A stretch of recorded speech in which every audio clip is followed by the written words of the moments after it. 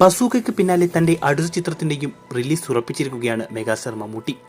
ക്വാളിറ്റിയുള്ള സിനിമകൾ കൊണ്ട് പ്രേക്ഷകരുടെ മനസ്സിൽ ഇടം നേടിയ മമ്മൂട്ടി കമ്പനിയുടെ 7ാമത്തെ നിർമ്മാണ സംരംഭമായ കളം കാവലാണ് ബസൂക്കയ്ക്ക് പിന്നാലെ തിയേറ്ററിലെത്താൻ പോകുന്നത്. നവോദയ ജിതിൻ ഗേജോസ് മമ്മൂട്ടിയെ വിനായകനെയും കേന്ദ്ര കഥാപാത്രങ്ങളാക്കി ഒരുക്കിയ ചിത്രം പ്രേക്ഷകരും ആരാധകരും വലിയ പ്രതീക്ഷയോടെ കാത്തിരിക്കുന്ന ചിത്രങ്ങളിൽ ഒന്നാണ്. അതിന് കാരണം മറ്റൊന്നുമല്ല, നെഗറ്റീവ് ഷെയ്ഡുള്ള മമ്മൂക്കയുടെ വില്ലൻ വേഷം തന്നെ. ബ്രഹ്മയുഗത്തിന് ശേഷം മമ്മൂക്കയുടെ മറ്റൊരു കിടിലൻ വില്ലൻ വേഷമാണ് കളം കാവലിൽ എല്ലാവരും പ്രതീക്ഷിക്കുന്നത്.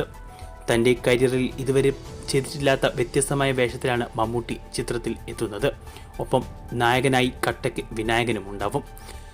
ഇരുവരും തമ്മിലുള്ള കോമ്പിനേഷൻ സീനുകളാവും കളം കാവലിലെ പ്രധാന ഹൈലൈറ്റ്. ചിത്രത്തിന്റെ കഥയെക്കുറിച്ച് ഇതിനോടകം ഒരുപാട് റൂമറുകൾ ഉണ്ടെങ്കിലും എല്ലാവരും വിരൽ ചൂണ്ടുന്നത് സയനൈഡ് മോഹനന്റെ കഥയിലേക്കാണ്.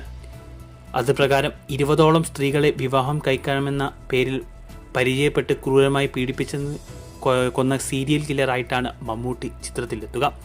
പുറത്തുവന്ന ലേറ്റസ്റ്റ് റിപ്പോർട്ടുകൾ പ്രകാരം മെയ് അവസാനമോ ജൂൺ ആദ്യമോ കളം കാവൽ തിയേറ്ററുകളിലെത്തിക്കാനാണ് അണിയർ ലക്ഷ്യമിടുന്നത്. അതേസമയം ഏപ്രിൽ 10 വേൾഡ് വൈഡ് റിലീസായി തിയേറ്ററിലെത്തുകയാണ് മെഗാസ്റ്റാർ മമ്മൂട്ടി നായകനായ ബസൂക്ക.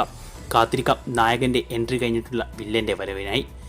ഇരു ചിത്രങ്ങളിലും നിങ്ങൾക്കുള്ള പ്രതീക്ഷകൾ കമന്റ് ചെയ്യൂ.